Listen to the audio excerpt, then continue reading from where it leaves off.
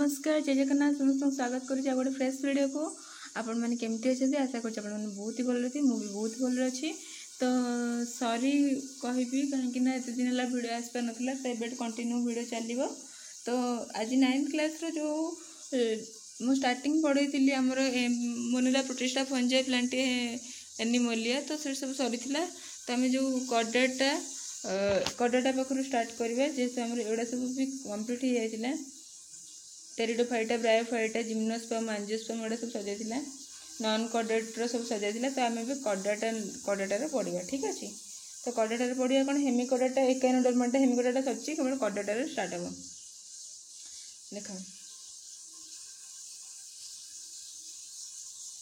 मुझे कडाटार केतेटा टाइप्स अच्छे गोटे प्रोटोकोडाटा गोटे भर्टिब्रोटा देन प्रोटोकोडाटा पुणी 2 टाइप्स गोटे यूरोकोडाटा गोटे सेफालोकोडाटा भर्टिब्रोटा केतेटा टाइप्स है 6 साइक्लोस्टोमाटा पाइसेस आम्फिबिया रेप्टिलिया एप्स मामालिया तो ये सब जाऊँगी कौन ना कडाटारे जाऊँगी तो आम देखा समस्त कैरेक्टर्स देखिए समस्त विषय पढ़ा कौन कौन सब देती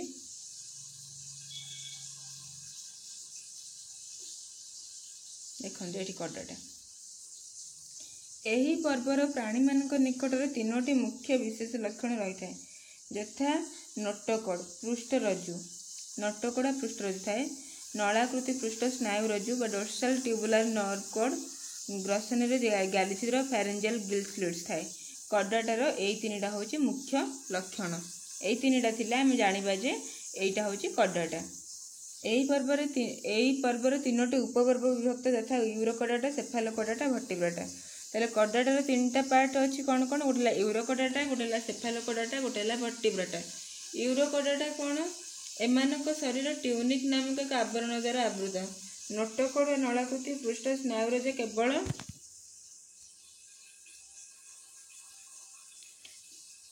नली थाए किंतु स्नायुतंत्र अति सरल उदाहरण हेडमानिया हडमानिया ताको कहती डोलियोलम यही सब आसे सेफालोकोडाटा कौन एम आकार देखा छोट प्राय 5 ରୁ 7 सेंटीमीटर 5 सेंटीमीटर 7 सेंटीमीटर तापर आसला कौन ना सेफालोकोडाटा कौन एमाने आकार देखा छोट प्राय 5 ରୁ 7 सेंटीमीटर माछ भली किंतु मुंडटी सूक्ष्म होइतिबारु ता ठीक भाव में जना पड़ न थाए कडाटारे थिबा 3टी जाक विशेष गुण एम स्पष्ट देखा जाए ताहले एई मानक पाखरे स्पष्ट देखा जाए नोटोकोड शरीर आरंभ रु शेष पर्यंत रही थाए परिपाक नली सरल शरीर रेचन तंत्र थाए उदाहरण है आम्फियोक्सस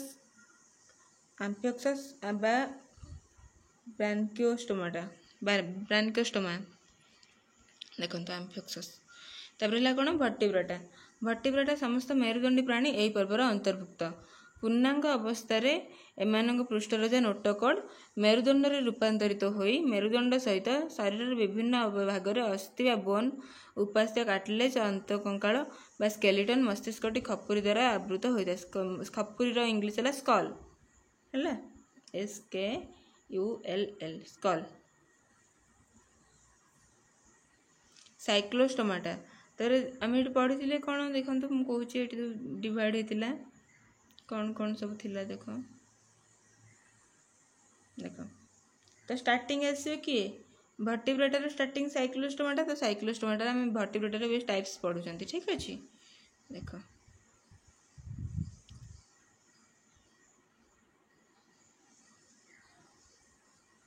साइक्लोस्टोमाटा एमानकु आदिम मेरुदंडीय प्राणी कहुए बा प्रिमिटिव मेरुदंडीय प्राणी प्रिमिटिव भर्टिब्रेट्स एमानक शरीर दीर्घायित और मुख हनुविहीन बा जलेस मुख हनुविहीन माने जलेस जो ज गुड़ा न थाए एमाने परजीवी भाव में जीवन यापन करते उदाहरण कौन पेट्रोमाइजन मिक्सिन इत्यादि मैक्सिन बा मिक्सिन ताको कहते पाइसेस कौन साधारण माछ यार उदाहरण एमानक शरीर अस्थि व तरुणास्थि गठित शरीर काति द्वारा आवृत यही कातिर वृद्धि बलय बा ग्रोथ रिंग थाए और यार ताहा आकार भिन्न भिन्न थाए तो माने आम कौन जो आसते आस्ते डेभलपमेंट करी आसुँच तो आमको जो पचार पाइसेस विषय आपको पचार आपड़ कहे कौन यहाँ गोटे मेरुदंडीय प्राणी बुझीगला ତାମାନେ ଏହାର ଅସ୍ଥି ଅଛି ବା ତାର ଶରୀରରେ ସବୁ ଜିନିଷ ଅଛି, ମାନେ ଆମେ ଯାହା କଡ଼ଟାରେ ଯାହା ପଢ଼ିଲେ ତ ଆମେ ସବୁ ପାଇସେସ୍ ଭିତରେ ମଧ୍ୟ ଲେଖିପାରିବା, କାହିଁକିନା ପାଇସେସ୍ରୁ କଡ଼ଟାରୁ ଡିଭାଇଡ଼ ହେଉଛି ପାଇସେସ୍ ହେଲା। ଏମାନଙ୍କର ପାଚକ ନଳୀ ଶେଷ ଭାଗରେ ଅବସାରଣୀ ଚିତ୍ର ବା ଲୋକାଲ ଆପେଚର ଥାଏ। ମୁଖ ହନୁ ଦାନ୍ତଯୁକ୍ତ, ଏମାନେ ଗାଲି ଦ୍ୱାରା ଶ୍ୱାସକ୍ରିୟା ସମ୍ପାଦନ କରନ୍ତି। ଉଦାହରଣ ଯଥା ସଙ୍କୁଚ ମାଛ ବା ଷ୍ଟିଙ୍ଗ ରେ, ଟର୍ପେଡୋ, ମଗର ମାଛ, ହିପୋକାମ୍ପସ, ରୋହି, ଭାକୁର, ମିରିକାଳି, ଶେଉଳ, ଇଲିଶି, ଖଇଙ୍ଗା ଇତ୍ୟାଦି। ତାପରେ ପଢ଼ିବା ଆମେ କ'ଣ ଆମ୍ଫିବିଆ। ଆମ୍ଫିବିଆ ମାନଙ୍କୁ ବେଙ୍ଗମାନଙ୍କୁ ସବୁ ଆମ୍ଫିବିଆ କୁହନ୍ତି। ଏମାନଙ୍କୁ ଉଭୟଚର ପ୍ରାଣୀ କୁହାଯାଏ କାରଣ ଏମାନେ ଜଳ ଓ ସ୍ଥଳ ଉଭୟ ଭାଗରେ ରହିପାରନ୍ତି। ଏମାନଙ୍କର ଚର୍ମ ସାଧାରଣତଃ ପତଳା, ଆର୍ଦ୍ର, ଗ୍ରନ୍ଥିଳ, ସମ୍ବାହୀ। ଏମାନଙ୍କର ଅନ୍ତକଙ୍କାଳ, ଏଣ୍ଡୋସ୍କେଲେଟନ, ଅସ୍ଥିଳ ବା ବୋନି। ଏମାନେ ମାଂସାଶୀ ଏକ କୀଟପତଙ୍ଗ ଏମାନଙ୍କର ମୁଖ୍ୟ ଖାଦ୍ୟ। ଏହି ଜାତୀୟ ପ୍ରାଣୀମାନଙ୍କର ଖାଇବା ସମୟରେ ଜିଭଟି ମୁଖ ଗହ୍ୱରରୁ ବାହାରକୁ ଓଲଟ ଭାବରେ ଗତି କରି ପ୍ରୋଟ୍ରୁସିବଲ୍ ଟଙ୍ଗ ଶିକାର ଉପରକୁ ନିକ୍ଷେପ କରିଥାଏ। ଦାନ୍ତଗୁଡ଼ିକ ପ୍ରାୟ ଏକ ପ୍ରକାର, ହୋମୋଡଣ୍ଟ। ଏମାନେ ଲାର୍ଭା ଅବସ୍ଥାରେ ଗାଲି ଓ ପୂର୍ଣ୍ଣାଙ୍ଗ ଅବସ୍ଥାରେ ଫୁସ୍ଫୁସ୍ ଦ୍ୱାରା ଶ୍ୱାସକ୍ରିୟା କରନ୍ତି। ବେଳେବେଳେ ଏମାନଙ୍କର ଚର୍ମ କ୍ରିୟାରେ ମଧ୍ୟ ସାହାଯ୍ୟ କରେ। ଏମାନଙ୍କର ଶିରା ଓ ଧମନୀ ଦେଇ ରକ୍ତ ସଞ୍ଚାଳନ ହୁଏ। ହୃତ୍ପିଣ୍ଡ 3 କୋଠରୀ ଯୁକ୍ତ ଏବଂ ବୃକକ ଦ୍ୱାରା ରେଚନ କାର୍ଯ୍ୟ ହୋଇଥାଏ। ଉଦାହରଣ କ'ଣ ପାଣି ବେଙ୍ଗ, ଲୁଣି ବେଙ୍ଗ, ହଇଲା, ସାଲମାଣ୍ଡର ଇତ୍ୟାଦି ଏହିସବୁ ଥାଏ ଆମ୍ଫିବିଆରେ। ତାପରେ ପଢ଼ିବା କ'ଣ ରେପ୍ଟିଲିଆ। ଏହି ଶ୍ରେଣୀର ପ୍ରାଣୀମାନଙ୍କୁ ସାଧାରଣତଃ ସରୀସୃପ କୁହାଯାଏ। ଏମାନଙ୍କ ମଧ୍ୟରୁ କଇଁଛ, କୁମ୍ଭୀର ଭଳି କେତେକ ସରୀସୃପ ଜଳରେ ବାସ କରୁଥିବା ବେଳେ ଏଣ୍ଡୁଅ, ଝିଟିପିଟି ଓ ସାପ ଆଦି ଅନ୍ୟ କେତେକ ସରୀସୃପ ସ୍ଥଳରେ ବାସ କରନ୍ତି। ରେପ୍ଟିଲିଆ କୋଉମାନଙ୍କୁ କୁହାଯାଏ? ମାନେ ଛାତିରେ ଭରା ଦେଇକି ଚାଲନ୍ତି, ବୁଝିହେଲା। ସାପ କ'ଣ ତାର କ'ଣ ଗୋଡ଼ ଅଛି? ସେ ଛାତିରେ ଭରା ଦେଇକି ଚାଲୁଛି, ଛୋଟବେଳେ ପଢ଼ିଥିବ। ଛାତିରେ ଭରା ଦେଇ ଚାଲୁଥିବା ପ୍ରାଣୀର ନାମ କ'ଣ? ନା ରେପ୍ଟିଲିଆରେ ଯାଇ ସେମାନେ ରେପ୍ଟିଲିଆରେ ଯାଆନ୍ତି। ସାପ ହେଲା, ବେଙ୍ଗ ହବନି, ବେଙ୍ଗଟା ଆମ୍ଫିବିଆରେ ଯିବ। ସାପ ହେଲା, ଝିଟିପିଟି ହେଲା, ସେମାନଙ୍କର ଛୋଟ ଛୋଟ ଗୋଡ଼ ଥାଏ, ହେଲେ ବି ସେମାନେ ଛାତିରେ ଭରା ଦେଇକି ଚାଲନ୍ତି, ବୁଝିହେଲା। ଏମାନଙ୍କର ପାଦ 5 ଆଙ୍ଗୁଳି ବିଶିଷ୍ଟ, ଶରୀର ପଛପଟେ ଲାଞ୍ଜ ଥାଏ, ଚର୍ମ ଶୁଷ୍କ ଓ ଗ୍ରନ୍ଥିବିହୀନ। ଅଧିକାଂଶ ସରୀସୃପ ମାଂସଭୋଜୀ। ଏମାନେ ଫୁସ୍ଫୁସ୍ ଦ୍ୱାରା ଶ୍ୱାସକ୍ରିୟା ସମ୍ପାଦନ କରନ୍ତି। ରେଚନ ବୃକକ ଦ୍ୱାରା ହୋଇଥାଏ। ଉଦାହରଣ ସ୍ୱରୂପ କ'ଣ? ଏଣ୍ଡୁଅ, କଇଁଛ, କୁମ୍ଭୀର, ଝିଟିପିଟି, ସାପ, ନାଗସାପ, ଚିତସାପ ଇତ୍ୟାଦି, ବୁଝିହେଲା। ତ ଏଇସବୁ ହେଲା କ'ଣ ରେପ୍ଟିଲିଆର ଆମର ଏକ୍ଜାମ୍ପଲ୍ସ ଆଉ ରେପ୍ଟିଲିଆର ଆମର କ୍ୟାରେକ୍ଟରିଷ୍ଟିକ୍ସ। ତାପରେ ଆସିବ କ'ଣ ଏପ୍ସ କହିଲେ କ'ଣ ବୁଝୁଛନ୍ତି? ପକ୍ଷୀ। ଏମାନଙ୍କୁ ପକ୍ଷିଆ ବିହଙ୍ଗ କୁହାଯାଏ। ପକ୍ଷୀମାନଙ୍କ ମଧ୍ୟରେ କେତେକ ଉଡ଼ି ପାରନ୍ତି, ଅନ୍ୟ କେତେକ ଉଡ଼ି ପାରନ୍ତି ନାହିଁ। ଏମାନଙ୍କ ଶରୀର ସାଧାରଣତଃ ଡଙ୍ଗା ପରି ଥାଏ। ବିଭିନ୍ନ ରଙ୍ଗର ପରଟାକୁ ଇଂଲିଶରେ କୁହନ୍ତି ଫେଦର ଦ୍ୱାରା ଆବୃତ। ପକ୍ଷୀମାନଙ୍କର 2 ଯୋଡ଼ା ଗୋଡ଼ ମଧ୍ୟରୁ ଗୋଟିଏ ଯୋଡ଼ା ଗୋଡ଼ ଡେଣା ଭାବରେ ଉଡ଼ିବାରେ ଓ ଅନ୍ୟ ଯୋଡ଼ା ଗୋଡ଼ ଚାଲିବାରେ ବ୍ୟବହୃତ ହୁଏ। ତାମାନେ ସେମାନଙ୍କର ବି 4ଟା ଗୋଡ଼, କିନ୍ତୁ 2ଟା ତାଙ୍କର ଡେଣାରେ କନଭର୍ଟ ହେଇଯାଇଛି, ଆଉ 2ଟା ତାଙ୍କର ଗୋଡ଼ରେ କନଭର୍ଟ ହେଇଛି, ଯାହାଦ୍ୱାରା କି ସେମାନେ ଚାଲି ପାରୁଛନ୍ତି ଆଉ ଉଡ଼ି ପାରୁଛନ୍ତି ମଧ୍ୟ। ଥଣ୍ଟ ସାହାଯ୍ୟରେ ବସା ତିଆରି କରନ୍ତି। ଏମାନଙ୍କ ପାଟିରେ ଦାନ୍ତ ନଥାଏ। ଖାଦ୍ୟ ସଞ୍ଚୟ ପାଇଁ ଗଳଧାନିକା ବା କ୍ରପ, ପାକ ନଳୀରେ ପେଷଣୀ ବା ଗିଜାର୍ଡ ରହିଥାଏ। ହୃତ୍ପିଣ୍ଡ 4 କୋଠରୀ ବିଶିଷ୍ଟ। ଏମାନଙ୍କର ମଳରେ ୟୁରିକ ଅମ୍ଳ ଥାଏ। ଏମାନଙ୍କର ଝାଡ଼ା ଆଉ ପରିସ୍ରା ଗୋଟିଏ ହିଁ, ଏମାନଙ୍କର 2ଟା କିଛି ନଥାଏ। ଉଦାହରଣ ସ୍ୱରୂପ କ'ଣ? କୁକୁଡ଼ା, କାଉ, ପାରା, ବଣି, ଘରଚଟିଆ, ପେଚା, ଶୁଆ, ଚିଲ, ପେଙ୍ଗୁଇନ, ଓଟପକ୍ଷୀ ଇତ୍ୟାଦି। ଏମାନଙ୍କ ଭିତରୁ କିଛି ଜଣ ଅଛନ୍ତି ଉଡ଼ି ପାରନ୍ତି, ଆଉ କିଛି ଜଣ ଅଛନ୍ତି କ'ଣ କରନ୍ତି ନା ଉଡ଼ି ପାରନ୍ତି ନାହିଁ। ଯେମିତି ହେଲା ଓଟପକ୍ଷୀ କ'ଣ ଉଡ଼ି ପାରିବ? ଉଡ଼ି ପାରିବନି। ତ ଏମାନେ ସବୁ ଉଡ଼ି ପାରନ୍ତିନି। ପେଙ୍ଗୁଇନ, ଓଟପକ୍ଷୀ ଗୁଡ଼ା ଉଡ଼ି ପାରନ୍ତି। ତାପରେ ଆସିବ କ'ଣ ମାମାଲିଆ କୋଉଟା? ସ୍ତନ୍ୟପାୟୀ ପ୍ରାଣୀ। ଯେଉଁଗୁଡ଼ା ଦେଖିବ ସ୍ତନ୍ୟପାୟୀ ପ୍ରାଣୀ, ମସ୍ତିଷ୍କ ଜ୍ଞାନେନ୍ଦ୍ରିୟ ଉନ୍ନତ। ଯେମିତି ହେଲା ମଣିଷ ହେଲା ଗୋଟେ ସ୍ତନ୍ୟପାୟୀ ପ୍ରାଣୀ। ଆଉ ହେଉଛି ଏମାନଙ୍କର ମସ୍ତିଷ୍କ ଜ୍ଞାନେନ୍ଦ୍ରିୟ ଉନ୍ନତ ଥାଏ। ଶରୀର ଲୋମଯୁକ୍ତ ଥାଏ।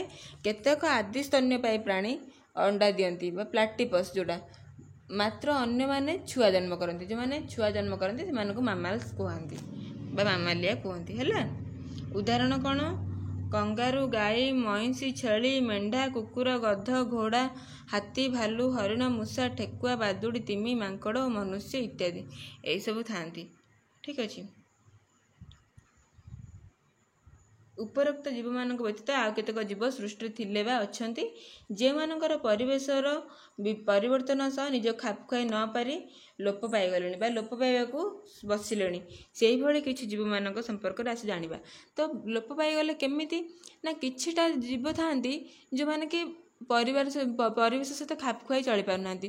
ତ ଏବେ ଦେଖନ୍ତୁ, ଏବେ ଜେନେରେସନ୍ ବା ଏବେକା ପରିବେଶ ଏମିତି ହେଇଗଲାଣି, ତ ଖରା ଏତେ ଜୋର ହେଉଛି କିମ୍ବା ବର୍ଷା ଏତେ ଜୋର ହେଉଛି, ତ ତା ଗଛ କାଟିଦେଲା ମାନେ ଜଙ୍ଗଲ ରହିବେନି କେହି ବି ଆଉ, ତ ଅଟୋମେଟିକାଲି ସେମାନେ ବିଲୁପ୍ତ ହେଇଯିବେ, ବିଲୋପ ପାଇଯିବେ।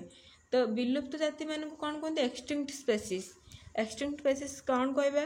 ଏହି ଜୀବମାନେ ଅନ୍ୟୁନ 50 ବର୍ଷ ହେଲା ଅଦୃଶ୍ୟ ହୋଇଯାଇଛନ୍ତି ଓ ଏମାନେ ପୃଥିବୀ ପୃଷ୍ଠରୁ ଅପସରି ଗଲେଣି ବୋଲି ବିଚାର କରାଯାଉଛି। ମାନେ ବିଲୁପ୍ତ ହେଇସାରିଲେଣି ମାନେ କ'ଣ? ସେମାନଙ୍କର ଆଉ ଛିନ୍ନମନ କିଛି ବି ନାହିଁ।